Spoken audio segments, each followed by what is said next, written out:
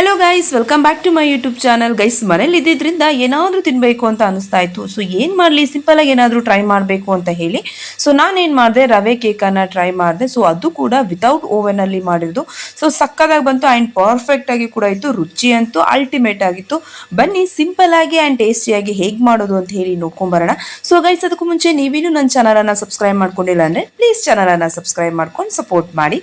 First ನಾನಿಲ್ಲಿ 2 ಕಪ್ಪಷ್ಟು ರವೆಯನ್ನು ತೆಗೆದುಕೊಂಡಿದ್ದೀನಿ. So ಅದನ್ನು ನಾವು ಮಿಕ್ಸಿ ಜಾರ್ಗೆ ಹಾಕಿ ಫೈನ್ ಪೌಡರನ್ನು ಮಾಡ್ಕೊಬೇಕು. ಸೊ ನೋಡಿ, ವಿಡಿಯೋದಲ್ಲಿ ತೋರಿಸ್ತಾ ಇರೋ ಹಾಗೆ ಫೈನ್ ಪೌಡರನ್ನು ಮಾಡ್ಕೊಂಡ್ಮೇಲೆ ಒಂದು ಬೌಲ್ಗೆ ಒಂದು 1/2 ಕಪ್ಪಷ್ಟು ನೀವು ಆಯಿಲನ್ನು ಸೇರಿಸ್ಕೊಳ್ಳಿ. ಕುಕ್ಕಿಂಗ್ ಆಯಿಲನ್ನು ಸೇರಿಸ್ಕೊಂಡು ಒಂದು 1/2 ಕಪ್ಪಷ್ಟು ಕರ್ಡ್. ಸೊ ನೀವು ಏನು ಆಯಿಲನ್ನು ಹಾಕಿರ್ತೀರ ಅದೇ ಮೆಜರ್ಮೆಂಟಲ್ಲೇ ಮಾಡ್ಕೊಳ್ತಾ ಹೋಗಬೇಕು. ಸೊ 1 ಕಪ್ಪಷ್ಟು ನಾನು ಶುಗರನ್ನು ಆ್ಯಡ್ ಮಾಡಿಕೊಂಡು ನೀಟಾಗಿ ಮಿಕ್ಸ್ ಮಾಡ್ಕೊಳ್ತಾ ಇದ್ದೀನಿ. ಸೊ ನೀವೇ ನೋಡ್ತಾ ಇರ್ಬೋದು, ನೋಡಿ ಒಂದು ಕ್ರೀಮಿ ಟೆಕ್ಸ್ಚರ್ ರೀತಿ ಬಂದಿದೆ. ಸೊ ಶುಗರ್ ಕೂಡ ಮೆಲ್ಟ್ ಆಗಿದೆ. ಸೊ ನೆಕ್ಸ್ಟ್ ಇದಕ್ಕೆ ನಾನು 1 ಕಪ್ಪಷ್ಟು ನಾನು ಹಾಲನ್ನು ಆ್ಯಡ್ ಮಾಡ್ಕೊಳ್ತಾ ಇದ್ದೀನಿ. ಅಗೇನ್ ಹಾಲನ್ನು ಆ್ಯಡ್ ಮಾಡಿದ್ಮೇಲೆ ಒಂದ್ಸಲ ನೀಟಾಗಿ ಒಂದ್ಸಲ ಮಿಕ್ಸ್ ಮಾಡ್ಕೊಂಬೇಡಿ. ಸೊ ಎಲ್ಲವೂ ನೀಟಾಗಿ ಒಂದಕ್ಕೊಂದು ಹೊಂದ್ಕೊಂಡು ಕಂಬೈಂಡ್ ಆದಮೇಲೆ ನೆಕ್ಸ್ಟ್ ನೀವು ಏನು ಫೈನ್ ಪೌಡರ್ ಮಾಡ್ಕೊಂಡಿರ್ತೀರ ರವೆಯನ್ನು, ಸೊ ಆ ಒಂದು ಪೌಡರನ್ನು ಇದ್ರೊಳಗೆ ಹಾಕ್ಕೊಂಡು ಸ್ವಲ್ಪ ಉಪ್ಪು. ಸೊ ನಾವೇನೇ ಸ್ವೀಟ್ ಮಾಡ್ತಾ ಇದ್ರು ರುಚಿಗೆ ತಕ್ಕಷ್ಟು ಉಪ್ಪನ್ನು ನಾವು ಸೇರಿಸ್ಕೊಳ್ಳೇಬೇಕು. ಸೊ ಉಪ್ಪು ಇದ್ರೇ ಎಲ್ಲವುದ್ರ ರುಚಿಯನ್ನು ಹೆಚ್ಚಿಸೋಕೆ ಸಾಧ್ಯ.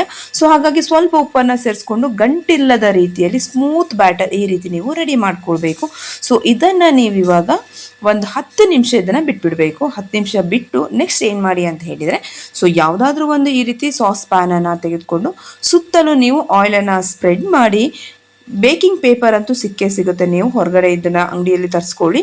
ಸೊ ನೆಕ್ಸ್ಟ್ ಏನು ಮಾಡಿ, ಅದನ್ನು ರೆಡಿ ಮಾಡ್ಕೊಂಡ್ಮೇಲೆ ನೀವು ಒಂದು 10 ನಿಮಿಷ ಬಿಟ್ಟಿರ್ತೀರ ನೋಡಿ. ಈ ಒಂದು ರವೆ ಹಿಟ್ಟನ್ನು ತೆಗೆದುಕೊಂಡು ಅದಕ್ಕೆ baking powder 1/4 table spoon, baking soda 1/4 table ಸ್ಪೂನನ್ನು ಹಾಕ್ಕೊಂಡು ಸ್ವಲ್ಪ ನೀವು ಏಲಕ್ಕಿ ಪೌಡರನ್ನು ಸೇರಿಸ್ಕೊಳ್ಬೇಕು.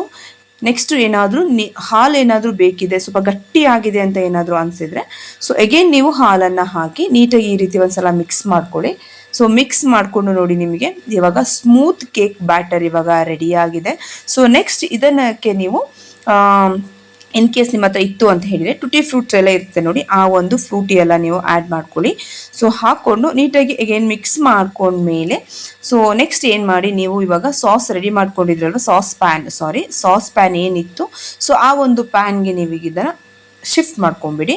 ಸೊ ಇವಾಗ ಶಿಫ್ಟ್ ಮಾಡಿದ ಮೇಲೆ ಸ್ವಲ್ಪ ಬೇಕಿದ್ರೆ ನೀವು ಟುಟಿ ಫ್ರೂಟಿ ಏನಿರುತ್ತೆ ಸೊ ಅದನ್ನು ನೀವು ಈಗ ಸ್ಪ್ರೆಡ್ ಮಾಡ್ಕೊಳ್ಳಿ ಮೇಲೆ ಈ ರೀತಿ. ಸೊ ಇದೇನು ಒಂಥರ ರೀತಿ ನೋಡೋಕ್ಕೆ ಚೆನ್ನಾಗಿ ಕಾಣಿಸುತ್ತೆ ಅಂತ ಹೇಳಿ ಜಸ್ಟ್ ಆ್ಯಡ್ ಮಾಡಿದ್ದು. ಸೊ ನೆಕ್ಸ್ಟ್ ಇದಕ್ಕೆ ನೀವು ಲಿಡ್ಡನ್ನು ಕ್ಲೋಸ್ ಮಾಡಿ ಮಂದ ಉರಿಯಲ್ಲಿ ನೀವು 1 ಅವರ್ ನೀವು ಇದನ್ನು ಬೇಯಿಸ್ಕೋಬೇಕು. ಸೊ ನಾವೇನಾದ್ರು ಲಿಡ್ ಕ್ಲೋಸ್ ಮಾಡಿದಾಗ ಮೇಲೆ ಹೋಲ್ ಇರುತ್ತೆ ನೋಡಿ, ಸೊ ಅದಕ್ಕೆ ನೀವು ಈ ಚಪಾತಿ ಹಿಟ್ಟು ಏನಾದರೂ ಮಾಡಿಟ್ಟಿದ್ರೆ ಆ ಹಿಟ್ಟನ್ನು ಹಾಕಿ ಈ ರೀತಿ ಮುಚ್ಚಳ ಆ ಹೋಲ್ನ ಕವರ್ ಮಾಡಿ ಲೋ ಫ್ಲೇಮಲ್ಲಿ ನೀವು 60 ಮಿನಿಟ್ಸ್ ಇವಾಗ ನೀವು ಇದನ್ನು ಕುಕ್ ಆಗೋಕ್ಕೆ ಬಿಟ್ಬಿಡಬೇಕು.